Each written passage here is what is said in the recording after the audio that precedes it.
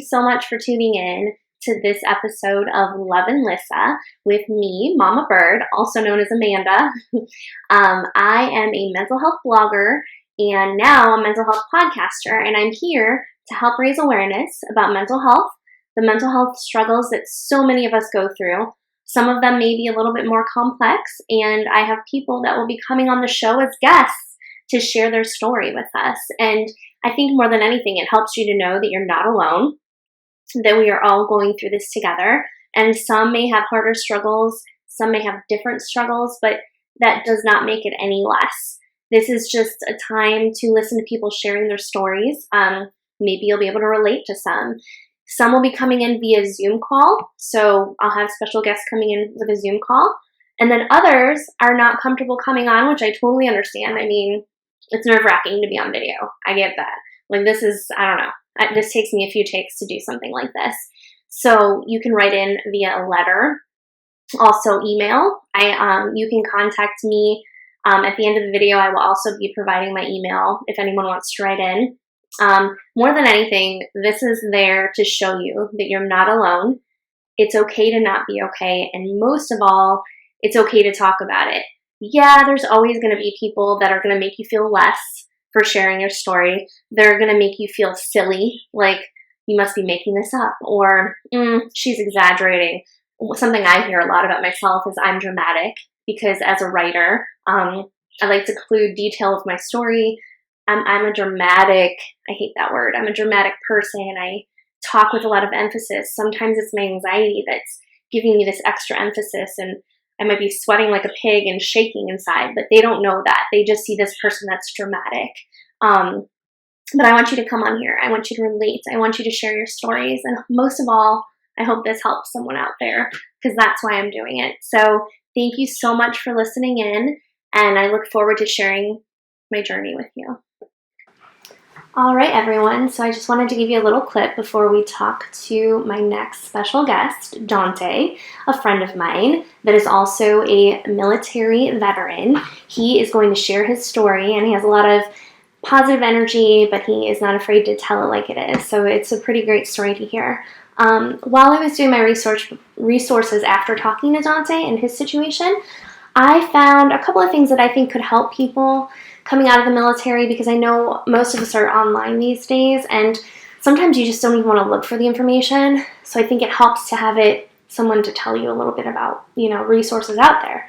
So the one I found was on NAMI.org, is NAMI.org. The National Alliance on Mental Illness is what it stands for. So on this website, it talks a lot about, how hard it is coming out of the military. It's supposed to be a time of joy, a time to reunite with your family, but you're doing that and you're leaving the new family that you had established while you were in the military. That is a hard transition for some people. It's somewhat of an emotional upheaval.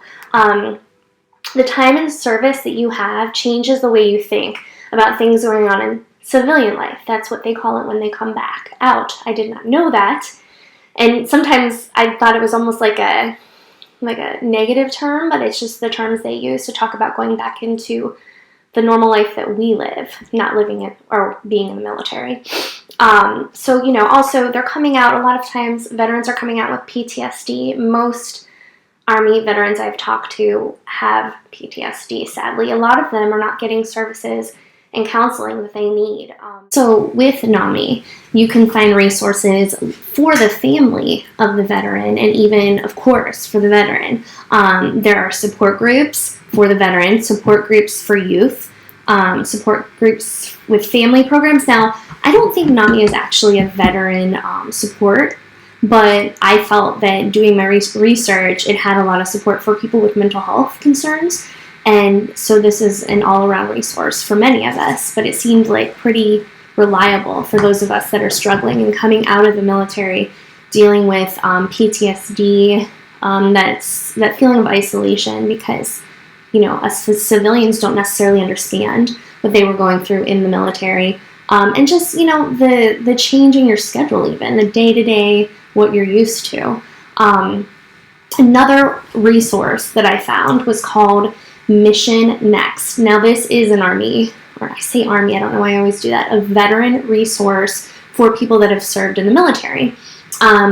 This actual resource is found at missionnexttvtc.com. So MISSION next, NEXT, after the T, VTC.com.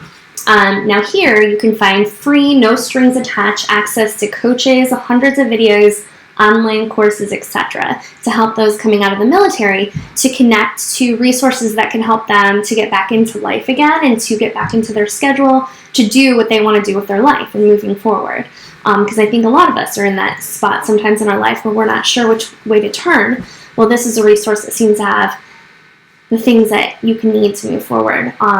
So on here, you go in, you sign up, you have to confirm your military status, your personal email, and then you gain access to so many resources that you wouldn't have until you had signed up for this. People that charge like hundreds of thousands for their services are here to help you for free because they are probably also veterans. I don't know that information because I wasn't able to actually sign up myself, being that I'm not a veteran. But yeah, so these are just a couple of resources that I found that can help. I know that coming out of the military can be really hard for people. Some people, I mean, it's not always that way, and I hope it's not as often as I'm thinking in my head, but unfortunately most people I've talked to, it's been hard for them. So after my interview with Dante, I think you'll really enjoy it. Make sure to stay on, and during my end spiel, I will be, when I talk at the end about, where to find more information, you will see comics and cartoons that Dante has created himself. So he's looking to put his information out there and his work. So we have that on there with also his information to contact him. Thank you so much for tuning in, and here is my next guest.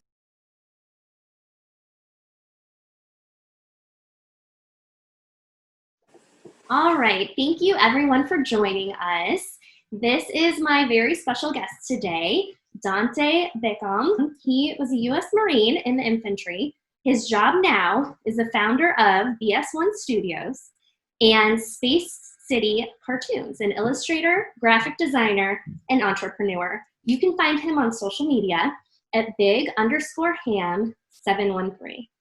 Welcome to the show, Dante. I'm so glad to have you today. Thank you so much. Thank you for having me. Of course. How are you doing today? I'm doing well. I'm glad that our topic today is what it is because I've been having a pretty tough day. So I think that I've been able to, get through it. So right now is a good time to talk about mental health right now for me. Yes. And I appreciate you joining us because those days are the hardest to actually come on. But I know I actually thought about canceling, but I was like, no, I got to show up. I know.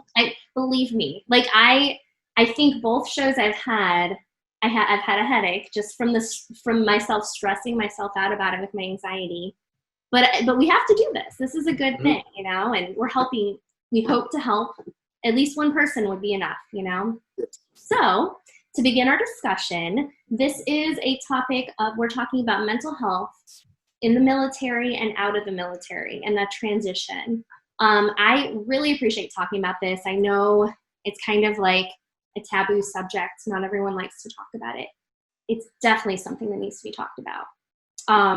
So some of the questions I have for you, this is kind of an open discussion. So, just you want to throw anything in there that I missed, or maybe I didn't say something that jived with you, just let me know. So, okay, so my first question. Mentally, how was the transition into the military for you? What was it like? So going in. So going into the military, man, that was a little while ago. I actually joined 11 years ago. So I was actually 10 years ago, I was 18. So I was a naive kid. I thought I was going to the military to save the world. But, when you first join the military, the objective is to strip you away from your mentality that you've been growing up until you got to boot camp. Because everybody has different backgrounds. We all think differently. And the objective is to make you guys think the same and be one and be a team. So, a lot of my personality, well, actually none of my personality, I would say none of my personality was taken away from me, because when I graduated boot camp, my mom and my family were like, man, I thought you were going to be so serious. And I was still goofy.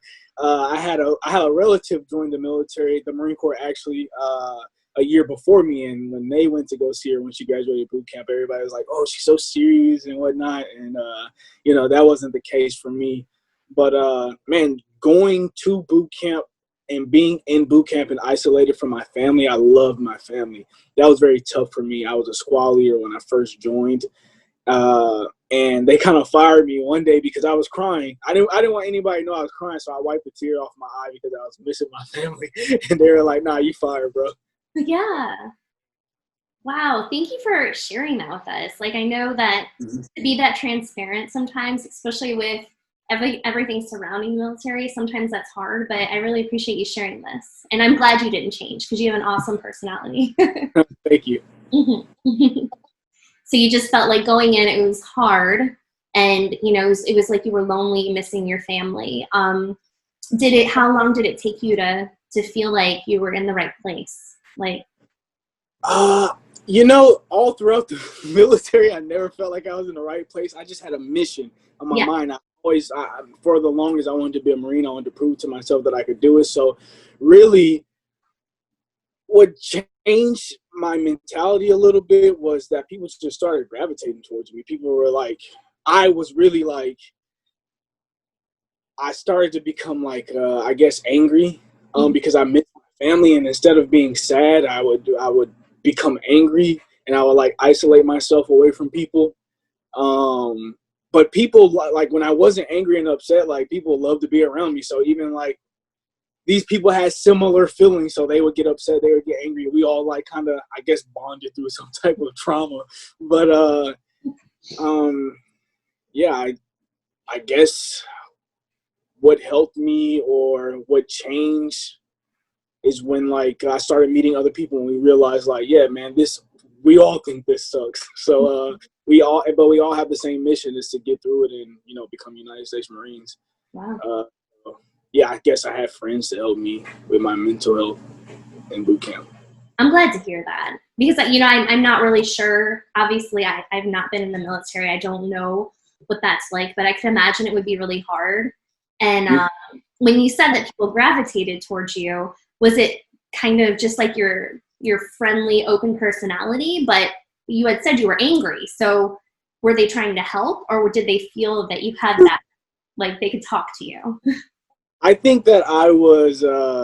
I think that I had a pretty goofy personality. So upon meeting me, or when seeing that, people were like, "Oh, he probably is a friendly guy." So some people probably just like, man, he probably comes off like this, but I see the real side. Not necessarily the real side, but the side that I like most about you is what I'm going to focus on. I'm going to focus on the part about you that's like rah rah and angry. So like, and that's really good to have, and then especially those friends that are honest and let you know about that side of you, but still like stick with you and then like try to help you overcome that issue in your life. Yeah, those are like the greatest. I met like those friends in the military. That's awesome. That's awesome. I heard the bond is pretty inseparable, like when you're there, because when we had a call earlier and you had talked about, you're spending all of your day with these people. So you have a pretty strong connection, I'm sure. As I'm sure there's the opposite as well, but yeah. yeah. So my next question is, and this, this could be different for everyone, but I can imagine something we don't think about often is, first we're talking about the transition going in, but what about coming out of the military back into the land of the civilians? Like, what is that like? How did that feel for you? So I guess to answer that question, I have to talk more about like my transition into the military. So my transition into the military, I was a high school student. Didn't graduate with a great GPA. I actually don't even know what my GPA was. So like my only option was kind of like the military, or I don't know. It wasn't college. And I was goofy before I joined the military, and my mom didn't even let me and my brother play with toy guns when we were growing up. So, like, that's just a little bit about my background. So I decided to join the Marine Corps infantry, where, like, that's all it is the guns. Yeah. That was a huge change for me, because the first time I actually shot a rifle, I was very afraid. I was like, man, one day somebody's going to shoot one of these at me. So, like, I started really thinking, like, man, what am I doing? Yeah. But I guess I didn't want to look afraid. I didn't want to look like I didn't know what I was doing. So, I just kept pushing, and I had a mission that I wanted to accomplish. And then, like, I went to School of Infantry and, learned more about being a grunt. Then I actually went to my unit, did 2 deployments with them, and then getting out. Man, getting out, I would say I was still the same person morally and at the core, but I had experiences that amplified some things about me in my life. Um, keep in mind, you remember when I was talking about the anger when I first joined the military? Man, think about what it's like after, like, all this untalked about, all this unhealed trauma. And I'm only able to talk about this right now because I've only been able to come to a realization of that now. But back then, when I was transitioning out, I didn't know what was going on with me. Like, I just thought, like, oh, this is just me. I was just an angry person. Like, I didn't know why I was angry, and I couldn't identify what would make me angry. And then, like, the stereotypes that comes with being a Marine. And when people find out, oh, you're a Marine, you're in the infantry, all this, man, I've had people just ask me straight up, you got PTSD, bro? Or, just some crazy stuff. Or they're like, man, I hear Marines are crazy. And I'm just like, so when I was younger, I was really like puzzled, like, man, why do people feel comfortable with like saying that kind of stuff to me? But now that I'm older and I've gone through it a lot, and I've learned a lot about mental health and trauma. Like, I kind of like not feel pity for those people, but, they don't realize that, it's a traumatic situation. They might be able to identify with other types of trauma, but they can't identify with this type of trauma. Like, they see it in movies. It looks glorious in movies. Like, that's even what I thought about it before I joined the military. Then I got the realization of what it really was. And, I got to face those demons that I guess got from the military, or that was amplified through the military. Like, man, I had a huge issue with like yelling at people when I got out. Like, the Marine Corps was like, just, you yelled at people, and I would have people tell me like, man, bro, we're not Marines, right? And I'm like, yeah, I know.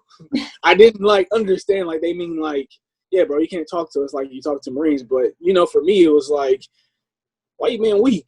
But that wasn't even the case. Like, they were just not, like, we were just on 2 different frequencies. I wasn't understanding them. They weren't understanding me.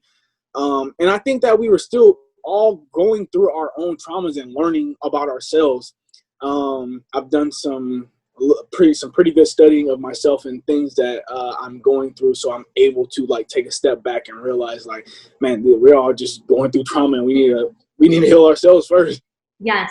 Well, and you have to give yourself credit for that, because, I mean, I think you said you're 28. Is that how old you said you were? And I mean, you're still fairly young, and there are many people that go through most of their life and just accept their anger and their trauma and don't do anything about it. The fact that you're researching it and talking about it, I mean, that's huge, so you definitely have to give yourself credit for that. Like, when you say trauma, were you sent away after the military? Like, what happened? Well, you don't have to tell me what happened, but you say trauma. Is it just like when they say the Marines are crazy? I've heard that too, and I don't really know what that means. But what does that mean? I guess if you know anything about the Marine Corps, like, the Marines are like pride themselves in being like war fighters, first to fight, just being rah gunfighters. And I think that people think that once you go to war, like, you come back traumatic. Like, I guess Americans have this thing about, like, we can go back about the Vietnam vets. Like, they didn't get the proper treatment from coming from war. They were just put back into society with no I'm not gonna say there wasn't any treatment because I wasn't there. So I was actually in the military, and I went to war, and I came back, and the treatment that is just checking. I feel like it's personally a check in the box. Yeah. So I'm sorry, I'm losing my focus. I forgot. No, do you want to What take the original question was? No, you're totally fine. I do that all the time. Believe me. So the question just was about coming out of the military and the transition out and how that affected you mentally. Like I remember yesterday you had said, you turned to religion and what you talked about with your anger, that makes sense. So yeah. Oh, yes. So, man, I had a girlfriend when I got out of the military, and I felt like she was a victim of a lot of my rage. A lot of my, not rage. I think rage is a very strong word. I would just say anger. Mm-hmm. Like, so I would yell a lot, Mm-hmm. and I had an uncle, and I looked up to him so much when I was growing up. He's a pastor at a church, and he's like a very calm person. So I start to seek out, how could I be more like him? Mm-hmm. I started I had been going to the church my whole life. So I started going to the church, but then I started realizing, like, I feel like I'm trying to be more like him than Mm-hmm. I'm actually like trying to heal myself. So Yeah. I kind of found that to be like, that was problematic. Mm-hmm. So after the church, after this, this one is kind of tough for me to talk about because I'm kind of like, I'm not embarrassed of it because like, I think it's a story that people should know, but I can't believe that I did certain things. Like, man, I would drink. But now, if you knew me in the military, this is important to know. I did not smoke. I did not drink. All of my friends were just like so amazed with like how strict I was with not doing that. I didn't drink at all. Like, and people were like amazed by that. Mm-hmm. I smoked nothing. But like, after I left the church because I felt like I wasn't getting what I needed, I started drinking. And I never thought I'd become a person that would drink. Mm-hmm. I started drinking, man. It got to the point where my mom was telling me like, "Oh, I'm worried about you." Like it went from, social drinking. Like, oh, my friends are out. You guys want to take some shots? Yeah, we'll take some shots. Then it was like I started going out every day, and I'm drinking every day. Then I just brought it to the house. I was like, I'm gonna just bring the party to the house, so I'm just drinking by myself. Me and my brother would probably drink some drinks. And I really would drink, man, because, when when I'm like tipsy or when I'm drunk, the thoughts just go away. Yeah. It's not like they go away. It's just I'm focused on something else. I'm focused on how I'm feeling. I just feel different. They're numbing. It's numbing. Alcohol is very numbing, and any narcotic or anything. And so sometimes we turn to that to make ourselves feel better. But yeah. So I was drinking a lot. Then man, it was one night on my brother's birthday. Man, we would go out to the clubs. This is like man, my journey to where I'm at now has been crazy. But we would go out. We would go out a lot. I felt alone. Like coming out of the military, I felt alone. Like I missed my friends who I was there with every day, and like the friends I had home, it didn't feel the same. But I try to go out with my friends anyway, and I just had this thing inside of me that I felt like it was empty. Like, man, I miss my friends, and then I would see things. Like I would see certain people, like, man, people were like, there are people that carry guns and stuff. So like I would see that, and I start thinking about like, times that I was like, where that was the type of lifestyle that I had to live because of the military. And it would bring back certain traumas or certain thoughts in my head, and I would just drink to not feel the pain. And one day on my brother's birthday, I actually, like, this is probably the most regretful day of my life, and kind of like what helped me change from like, no, I can't really drink anymore. My brother, it was his birthday, and we were leaving this club. Like we bought a bunch of bottles, not a bunch of bottles, but we bought some bottles, and we was drinking pretty drunk. We drove there, and we knew the rule. Like, you don't, if you drive here, you you don't drink, but we were drinking anyway. Mm-hmm. Long story short, man, I'm driving like, we downed at least 2 bottles between like 4 people. So I'm pretty drunk. And I'm thinking, like, I got to get my brother home. I drive home, and it was like nothing but God that got us home, because I couldn't focus on the road. I was like, I just couldn't focus on the road. I had to pull over and throw up. Oh But we made it home, and I kind of realized that I had a problem. mm-hmm. And then like I would go to the VA. And, I felt like the VA was another check in the box. I really wasn't getting the therapy that I was needing. Mm-hmm. It was just, I feel like you have a survey of questions. Like, I'm a logo designer. So when I first started, I had a survey of questions. They were generic. So I kind of felt that way about the therapy a little bit. Don't get me wrong. There were times where I felt like, this is cool. We're having good conversation. But overall, I don't think that I didn't get the resources that I needed to take home and, digest what was going on in my mind, and, resources to even just, heal from it. Yeah, like homework to bring home with you and work on to help you heal. And like I'm very open about my mental health, and I'm doing marriage counseling right now. And she gives us homework every night. So not every night, that would be a little excessive. Every week. And we work on it, and it's helping a lot. But if you don't have someone that you jive with and connect with, because I've went through many counselors, it's not healing. Sometimes it hurts you more and causes more like doubtful thoughts in your mind. So you feel like that was always your situation at the VA? Like it was kind of... I could tell you, I never honestly walked out the VA like that was a good visit. Yeah, I've heard that. Never, but I never really tried to complain about it, because like, man, I got these glasses I have on, like I got them from the VA. I don't pay for like, you don't suck that bad, but you do suck. Yeah, exactly. It's definitely not a good relationship. And I hear that a lot, and I feel like that's part of the reason we're doing this is things need to change. There needs to be more support for veterans, and it's really upsetting when you hear things like the suicide rate among veterans. And when I talk to friends and mutual friends that we have, and they've had a horrible experience at the VA, and it's very disheartening that that's what you have to deal with when you come back.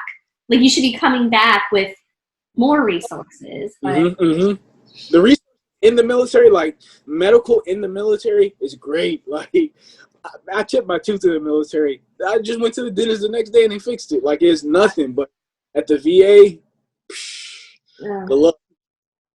Why do you think that is? Is it funding? Do you think it's funding? I mean, you don't have to answer that if you don't know, but I'm just curious.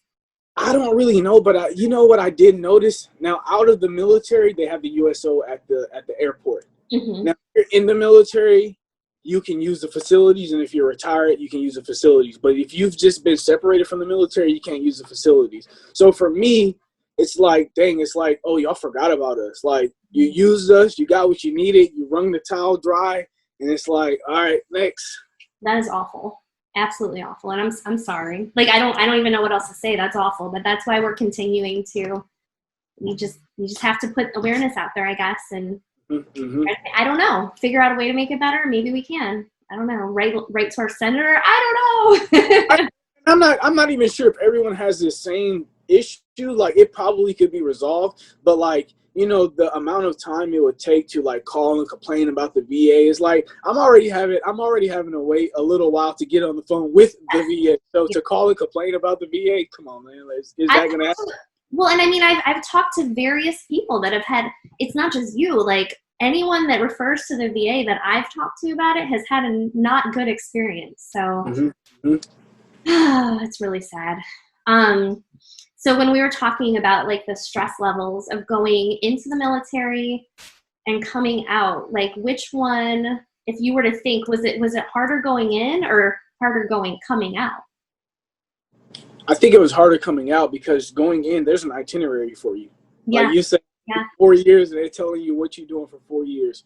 Well, and I was so used to that structure that when I got out, I had to create that structure for myself. And I think that's why I became an entrepreneur, because I was like, you know, I kind of see a job as the military. Like, oh, you're telling me what to do. You're giving me a structure. I already know how to do this. I'm already disciplined enough to do it. So I'll just do it myself. But Yeah, man, I know. that's so hard. That's so hard.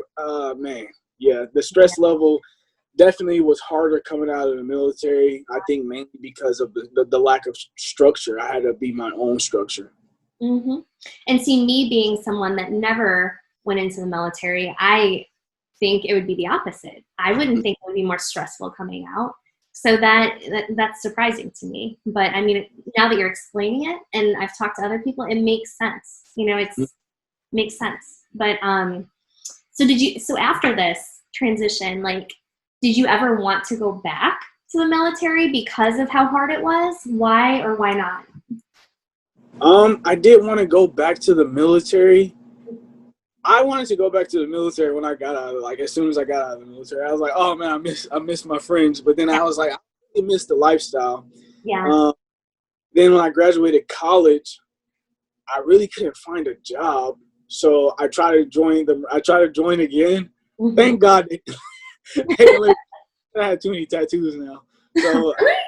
I can't go. Yeah, I can't go anymore, which was crazy because that's the culture of the military. Like the first person I ever saw with sleeve tattoos, and I was like, "Dang, you have a job?" Like, or like a job with a retirement plan was in Hmm. the military. Like, that's the first time I ever seen it. Oh, But really? See, I yeah, so didn't realize that. I feel like it's becoming a lot more mainstream now. oh, And definitely. my husband, he has a sleeve. So, and Hmm. he's in IT and he works with like the CEOs of companies, but it's Hmm. becoming a lot more normal. But in Oh, the military, if you have so many tattoos, you can't go back in. Is that you how? can't go back in because they document that, and I understand like it's for uniformity and like you have a uniform that you have to wear and Okay.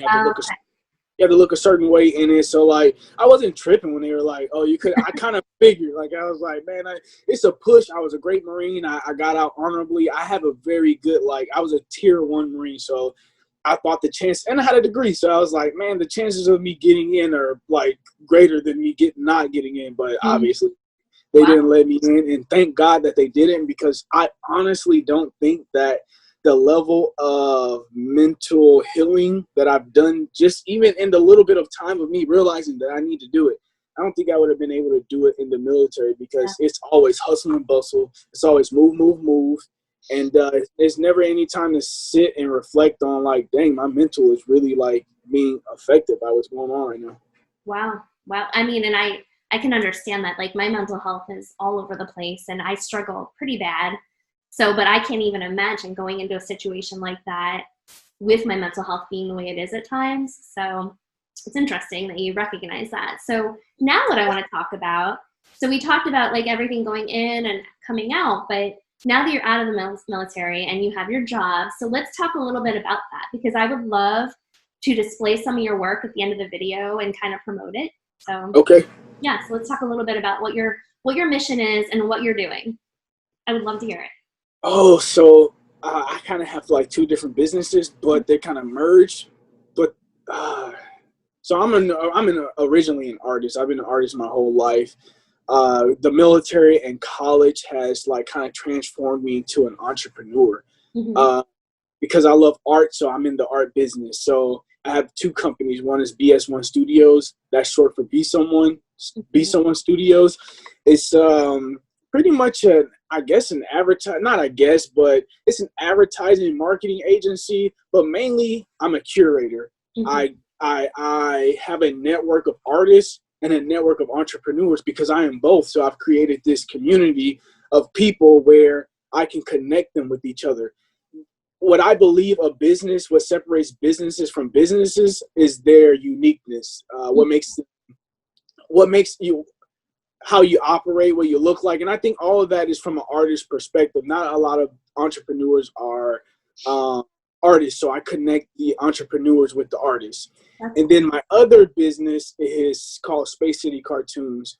Um, I'm working on a comic strip. It's called, well, I don't really have the official name for it, but the character's name is Brinkman. So everybody has been knowing the comic as Brinkman. Mm-hmm. Um, But what I want to do with that is I want to do another curation project where I curate. I know a lot of artists that have projects that I really believe in. I think there's some very talented artists, but they don't have a platform. So I want to create that platform for them to showcase their work, showcase their comics, showcase their animations, teach classes or whatever. So that's really what I do right now. And I also design logos and do illustrations, but mainly I want to expand the business of curating artists and entrepreneurs and, creating this cartoon station. Awesome. Well, it sounds like what you're doing is like you're not only doing it for yourself, but you're definitely doing it to help promote others and the well-being of others. So that's pretty right. The main mission for the cartoon station is I want to focus on mental health for children. So like it's really empowering children through like education, entertainment. I really think that kids will probably learn more if they're entertained by the content that is teaching them. It'll just resonate with them more. Like we listen to garbage music all day, but it's entertaining, so we remember it. And I just think that if you made better use of that talent and educated and empowered kids, then we'd have a better society. I completely agree. And my middle son suffers with ADHD, anxiety, depression, and he has a learning disability. So it all kind of goes together. And things like this, I would much rather have him hone into something like that than watching these stupid, and I say YouTube videos, this is going to be on YouTube. I hope it's not stupid. But, my older son saying, what do you think about this guy? What do you think about this guy? The people on YouTube that waste all these materials and like fill up whole pools with Orbeez and make millions of dollars. And I'm like, honestly, it pisses me off. Congratulations to them. Do what they do. Like I really like the entertainment. Just for me personally, I just want to flip the narrative. I want to flip the story. Okay, we can have the same type of entertainment that everybody loves and enjoys, but I'm gonna put a more positive message out behind it, because that's my life story. Their life story might be this, that, and the other, and I don't relate to it, so I'm not their audience. Me neither. They have audience is working. Well, and it's just with me, it's like I would rather them see something that's worthwhile and like promoting an amazing message. And now there are some amazing I'm not like saying all of them are awful, but I love it when they're promoting something wonderful. And my son actually was very disappointed that I wasn't interviewing him tonight on the podcast. So he was. So he'll be my next guest, but I can't wait to see your work. I'm super excited. And I'm hoping that you can give me some of your work that I can put at the end of this video to show people what you have to offer with your info. So definitely, I can definitely put something together, like some reel or something. That would be cool. I would love that. Well, it was so wonderful to have you on the show, Dante. I really appreciate it. You've been a pleasure to talk to. And so thank you. Well, no problem. Well, I hope that I could be on the show again. So like as a co-host, I would love that. Yes. That'd be fun. Thank you so much for tuning in to Lovin Lyssa with your host, Amanda Bird, a mental health podcast for people that are dealing with their own mental health obstacles or those that love someone with mental illness and the like. I hope that you enjoyed watching or listening. You can find me on YouTube at Lovin Lyssa Podcast. Please take a moment to subscribe to my channel so that you can be sure to never miss an episode. You can also find me on Spotify for the audio version of my show.